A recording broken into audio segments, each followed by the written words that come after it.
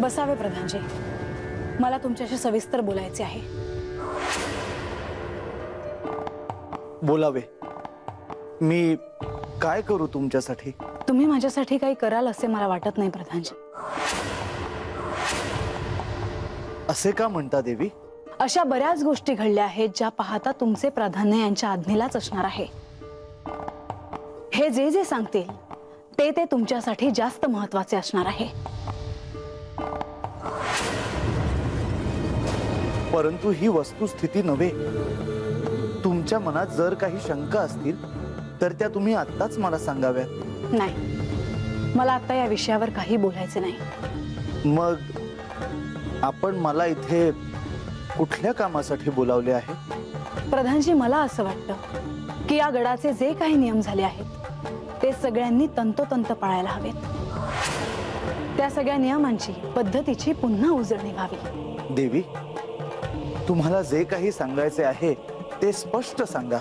गडाच्या मध्यावर एका रात्रीत बानूसाठी वाडा बांधला गेला, त्यासाठी माझी अनुमती घ्यावीशी वाटली नाही? परिस्थितीच अशी होती। तुमच्या आणि श्री खंडरायांमध्ये जे काही घडत होतं त्यात काही करणं म्हणजे हस्तक्षेप करण्यासारखंच झालं असतं।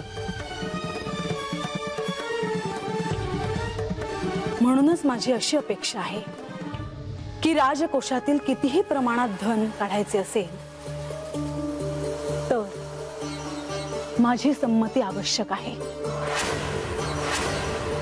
परंतु तुमच्या संमतीशिवाय राजकोषातून आतापर्यंत धन कधीच काढले नाही।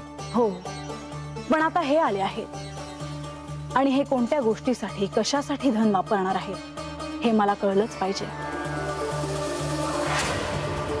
धान्याचे कोठार, भांडारगृह यातील काहीही गडाच्या खाली जाणार नाही याचे दायित्व तुमचे। या प्रत्येक गोष्टीसाठी माझी संमती घेतल्याशिवाय कोणतीही वस्तू बाहेर जाणार नाही।